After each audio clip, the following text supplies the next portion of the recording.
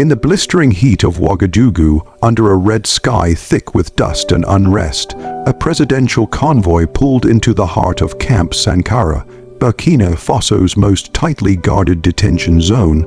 President Ibrahim Traore, his jaw clenched with fury, exited his armored vehicle surrounded by black-clad elite guards.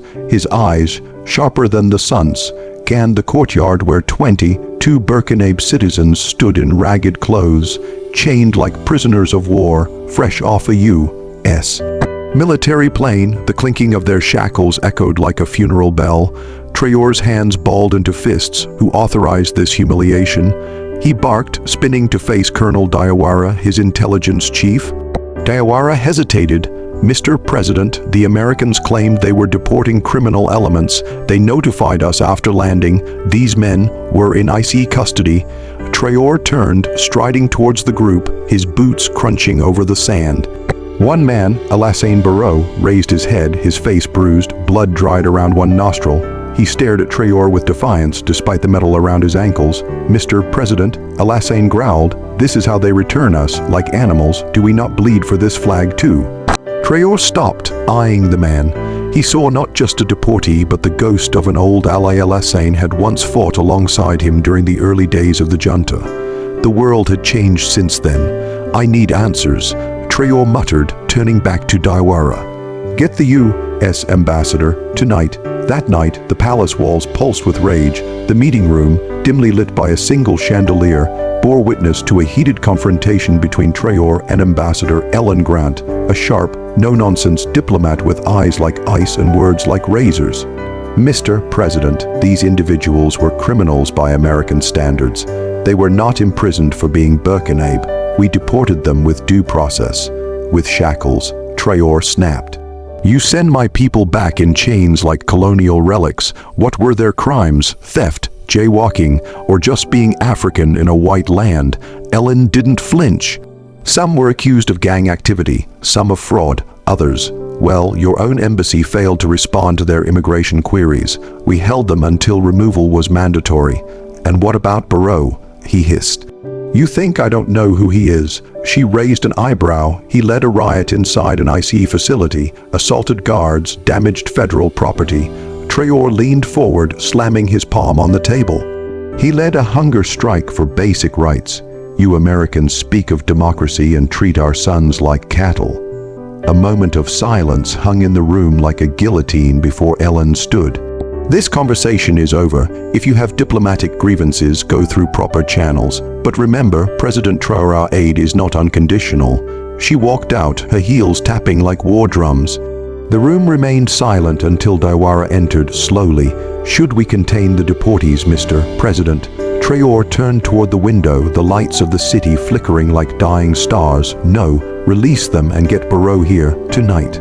At midnight, Alassane Barreau sat across from Traore in a private chamber. He had changed into clean clothes, but the fire in his eyes remained. "Why did you really go to the States?" Traore asked. "To escape," Barreau replied. "From the blood on my hands, from your war. And you ended up shackled, humiliated. Now you're back."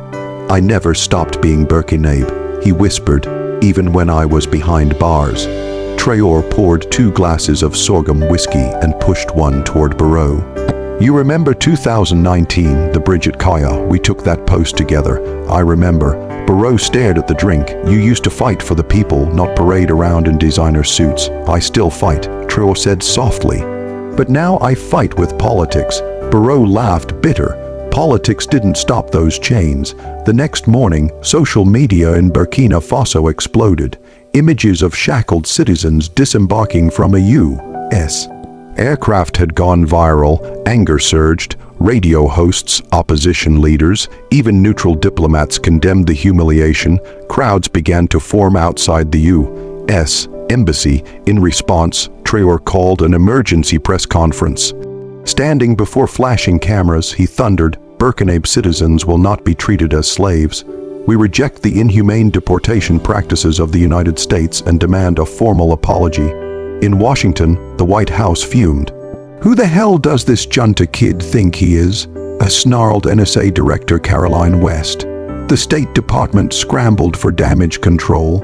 Meanwhile, an emergency cable was sent to the CIA station in Ouagadougou. Monitor all political shifts. Barrow's return may inspire unrest. Back in the city, Barrow had already begun organizing. Young men flocked to him. Ex-militants, jobless youth, and students who once admired Traore now whispered a new name, Oh, the Resister. He became a symbol overnight. Traore summoned Diawara again. I want surveillance on Alassane, every word, every step. Mr. President, Diawara said cautiously, if we press too hard, we'll make him a martyr. Traore looked tired. He already is. A week later, during Independence Day celebrations, Traore took the podium, but halfway through his speech, a coordinated protest broke out. The crowd erupted with chants, no more chains, no more shame. Traore froze, stunned. He saw Barrow in the crowd, standing silently, hand over heart, and then a gunshot. Screams echoed through the plaza, panic spread. Security tackled a man with a rifle, but the damage was done. Blood ran on the steps. The target wasn't Traore, it was the U.S. military attaché, now dying beside the Burkinabe flag. The world watched in horror, and somewhere in a dark room in Langley, a CIA analyst leaned back and muttered, "It's begun." Smoke still hung in the air as chaos enveloped the Independence Plaza. The crowd surged outward like a broken wave, screams echoing into the streets as security forces struggled to form a perimeter. President Ibrahim Traore stood frozen for a moment, staring at the bloodied body of Lieutenant Colonel Thomas Reeve, the U.S. military attaché. His crisp uniform was stained crimson, his badge still glinting as he gasped for air. By the time the medics reached him, Reeve was already dead. Within minutes, American drones buzzed overhead. Emergency protocols initiated inside the U.S. Embassy. Ambassador Ellen Grant screamed into the secure satellite phone. "Confirm the kill. Who fired the shot? We have one suspect in custody." A Marine reported. Name Bakary Kabor, no known affiliations, worked in customs. He had no clearance to be near the VIP zone. Where's Barrow? Ellen hissed. Gone, vanished in the crowd. At the Presidential Command Center, Traore paced furiously. His advisors flanked him, some visibly shaken, others quietly panicked. The murder of a foreign diplomat on national soil during a state celebration was not just a scandal, it was war bait. Diawara entered, eyes grave. U.S. Defense Command has issued a Level 3 alert. Naval assets in the Gulf of Guinea are on standby. They're calling this an assassination. Traore slammed his fist on the map table. We didn't do this. We didn't sanction this. They don't care, Ibrahim. Snapped Justice Minister Acha Kabor, her eyes blazing. They want a scapegoat. Barrow's name is already floating in their intelligence feeds. Then we get to him first, Traore growled. He doesn't get to destroy what I've built. But Barrow wasn't hiding. That same night, on a rogue FM frequency, a broadcast crackled across the country. Burkina Faso bleeds once again, Barrow's voice declared.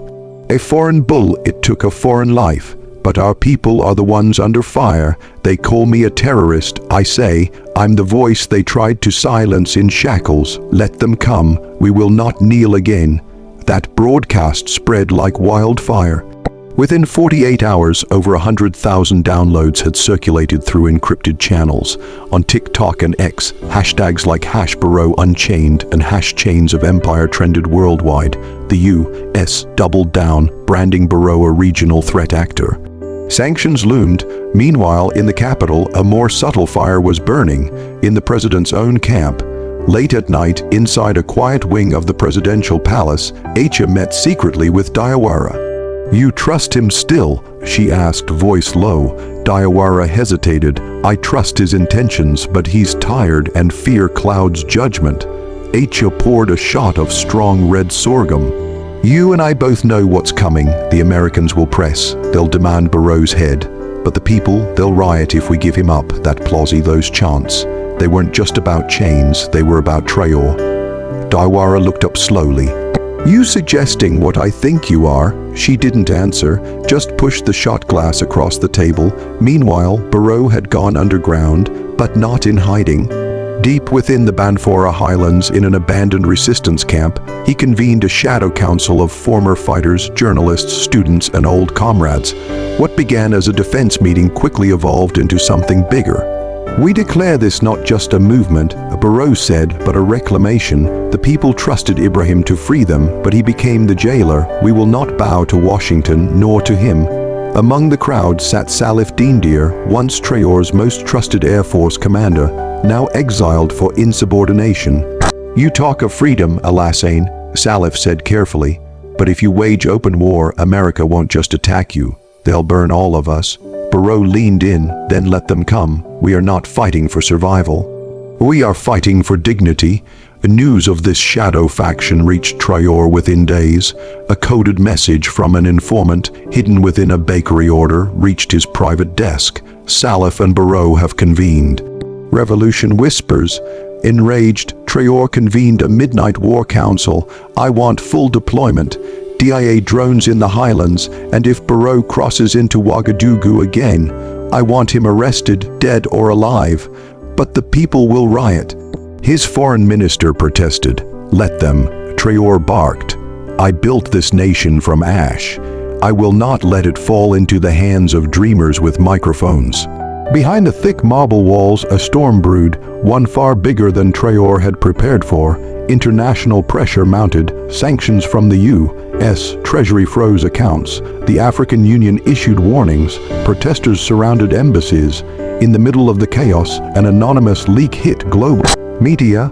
A classified U.S. memo labeled Operation Iron Fence revealed that the United States had long coordinated secret extraditions of African nationals without proper trial, many under fabricated charges.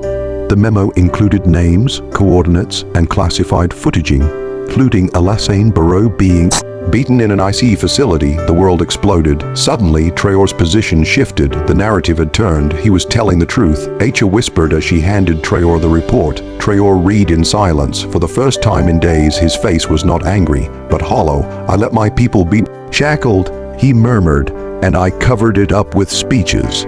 What do we do?" Diawara asked. Traore looked up. "We take it to the world stage. Schedule a press summit." Barrow's voice cannot be the only one, but even as he planned his next move, a new betrayal was underway.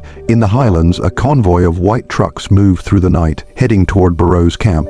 Inside, U.S. operatives, aided by local mercenaries paid by a breakaway faction of Traore's own intelligence unit, they had a single mission: capture Barrow dead if necessary, but they were expected. Salif's scouts spotted them 6 clicks out. Barrow gave the order, "Let them come. We show them what Shackles cannot kill." The ambush was swift. Explosives lit the night sky. Gunfire echoed through the hills. Bodies fell. Among the dead was a U.S. field agent. Among the living, a captured mercenary with a confession. "They paid us in U.S. crypto." Traore's rogue officers. "They wanted to trade your death for sanctions relief." When this news reached the capital, it broke the fragile government from within. Acha stormed into Traore's office, her voice a dagger. "Your men hired mercs. Used foreign money to kill a fellow Burkinabe. I didn't sanction this," Traore shouted, "but you created the paranoia." She snapped back. "You made Barrow a villain. You let fear make decisions." Before Traore could respond, Diawara entered quietly. "We just received footage. Barrow is alive. He's calling for talks on live broadcast." Traore turned to the screen. Barrow appeared weary but unbroken. "President Traore," he said, "you built this nation with hope. Don't end it with fear." "I offer peace, but not submission. Come to the people's square. No guards, no speeches, just truth." Traore stared at the screen, the entire nation watching. He stood slowly. "Prepare the car." The sun had barely risen over Ouagadougou when a convoy of 3 unmarked black SUV moved through the city's silent streets. No sirens, no flags, no guards. Only Ibrahim Traore and a thin layer of shadow agents trailed discreetly behind, watching rooftops and intersections for potential ambushes.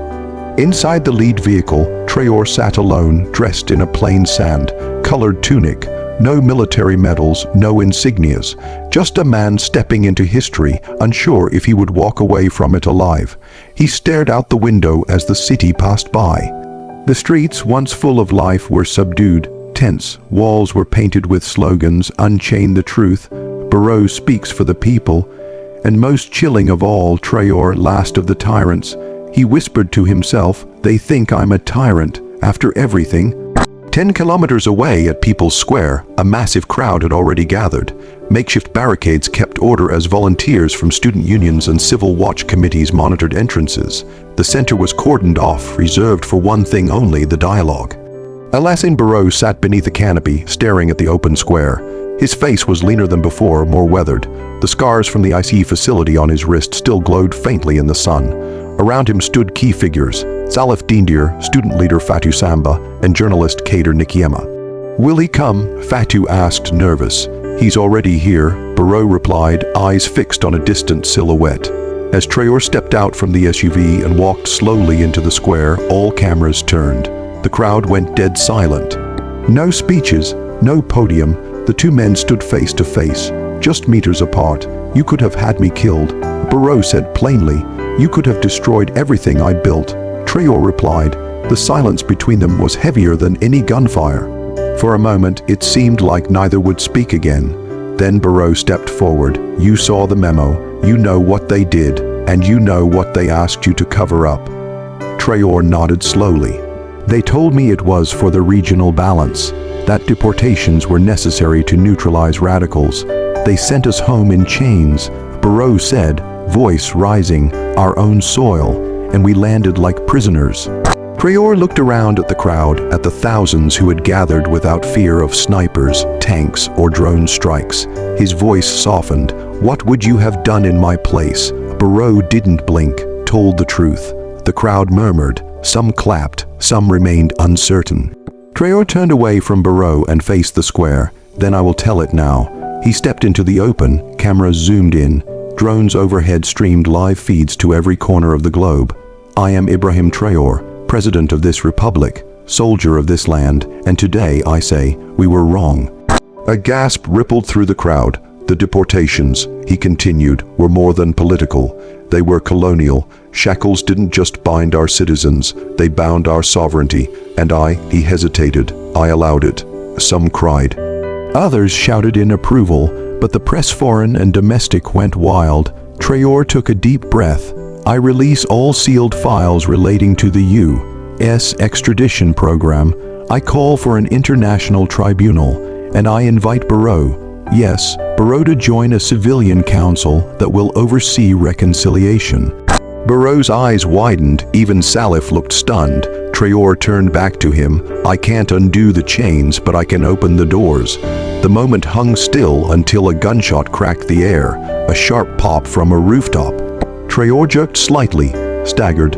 Panic erupted. Security agents screamed, tackling him to the ground. Barreau ducked behind a concrete block. The crowd fled, trampling barriers as people screamed and shoved. But Traore stood up, his shoulder bleeding but not mortally wounded. His voice, despite the pain, rang out, "No fear, this ends today." The shooter, an off-duty intelligence officer, was captured moments later. His confession would later reveal he had been bribed by an underground faction within Traore's own army, loyal not to the country but to foreign contracts threatened by the president's sudden honesty. Back at the square, medics swarmed, but Traore pushed them aside. "I'm not done," he whispered. Barreau came forward, eyes burning. "You bled for this," he said, "and so did you," Traore replied. Then they did the unthinkable. They shook hands, not as enemies, not as rivals, but as men who had both nearly died for the soul of a nation. That image, broadcast live, became an instant symbol. It swept across Africa, Europe, the Americas. Two former enemies united by truth against a system that tried to shackle them both. But as always in politics, not all were pleased. 2 nights later, as Burkina Faso celebrated what many called the Day of Reckoning, an emergency meeting took place in an underground compound in Dakar. Inside were foreign intelligence officers, ex-generals, and oil executives from 5 different countries. One spoke in crisp, clipped tones. "If Traore and Barreau unite, they'll lead a continental movement. Anti-sanctions, anti-corporate, will lose more than just Burkina." Another chimed in. "We need instability, not martyrs." The room fell silent. Then a simple order was given: activate Black Echo. The following dawn, the nation awoke to a strange, tense calm. Streets were unusually quiet. Armed patrols moved with tighter formations. State media channels displayed only patriotic songs and silent montages of the handshake between President Traore and Alassane Barrow. But beneath the calm, something was unraveling.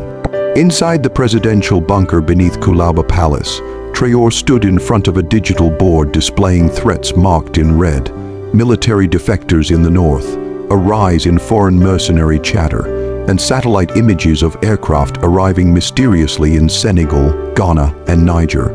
A cyber attack had already crippled half the government's intranet servers overnight. General Sanogo, head of national security, looked grim. "Black Echo is a ghost protocol, Mr. President. A destabilization model they only use in regions where diplomacy has failed, and influence must be reset." Traore's jaw clenched. "You mean they're planning a coup?" "Worse," Sanogo said. "They want to make it look like your people turned on you." Traore turned to Barrow, who sat across the war table. "They'll come for both of us. We've shamed them together." Barrow leaned in. "Then, we don't give them a divided country. We give them something no one expects: an unbreakable front." That night, while the global press speculated on reforms and potential peace deals, Traore and Barrow initiated Operation Sovereign Flame. Every ministry was ordered to encrypt data and evacuate critical files. Military bases were placed on high alert, and the airports were flooded with inspections. But one airport, the secondary airstrip at Yoko, slipped through the net. At 2:46 a.m., two C-130 aircraft touched down in Yoko. Out stepped foreign operatives, private military contractors, and a rogue colonel named Hamidou Zongo, formerly loyal to Traore, now wearing a patch with a white cobra on black. Within an hour, a military column moved toward Ouagadougou under cover of darkness. By 4:12 a.m., state TV broadcast was hijacked. A fake video played showing a revolutionary council removing Traore for betraying the armed forces and collaborating with American-backed insurgents. But they weren't fast enough. At 4:20 a.m., Barrow went live on an encrypted stream viewed by millions through decentralized apps. "Do not believe the lies. Traore is alive. I am alive. The truth is alive." Simultaneously, Traore appeared beside him, arms still in a sling, eyes burning. "We are not prisoners. We are leaders, and tonight, we stand or fall together." The streets filled within minutes. Youths, veterans, civil servants, and even dissenting soldiers swarmed checkpoints and barricades. The Presidential Guard, previously split, returned to defend the palace. At 6:05 a.m., the first shots were fired in downtown Ouagadougou. A war had begun. Sniper teams moved through rooftops. Explosions shook the finance ministry. The rebels attempted to storm national radio, only to find it booby, trapped by resistance forces, but casualties mounted. Dozens died within hours. Among them was General Sanogo, killed while repelling an attack on the central data server. His last act was to transmit a kill code that disabled rebel drones. By midday, the rebels began to falter. Their supply chain failed. Their communications were jammed by cyber units loyal to the state. But Zongo, ruthless and cornered, made one last gamble. He sent a coded message to a nearby base in Kaya: "Kill the traitors, end the legend." Inside the palace, a young officer, Lieutenant Mariam Diarra, intercepted the order. She raced through the compound, bloodied and out of breath, screaming, "They're inside." Traore and Barrow had just finished recording what they believed would be their final message. "We die free," Barrow whispered. Traore nodded, gripping his sidearm, but the rebels never reached them. Lieutenant Diarra, bleeding from a shoulder wound, led the charge with 5 palace guards.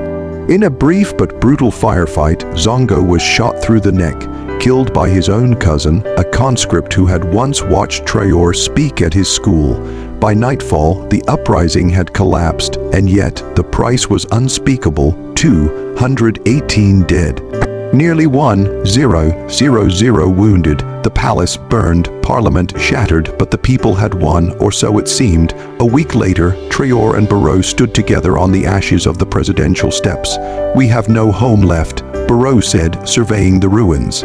"We build another," Traore replied. They smiled, but then, a final twist. A drone high in the sky, unmanned and American-made, hovered silently above the two men. A soft beep sounded inside a hidden operations bunker thousands of miles away. A technician turned to her superior. "We have confirmation." The general, face unreadable, paused before speaking. "Abort Black Echo. Begin Phase 2. Puppet Flame." Back in Ouagadougou, neither Traore nor Barrot knew that what they just survived was only the first chapter.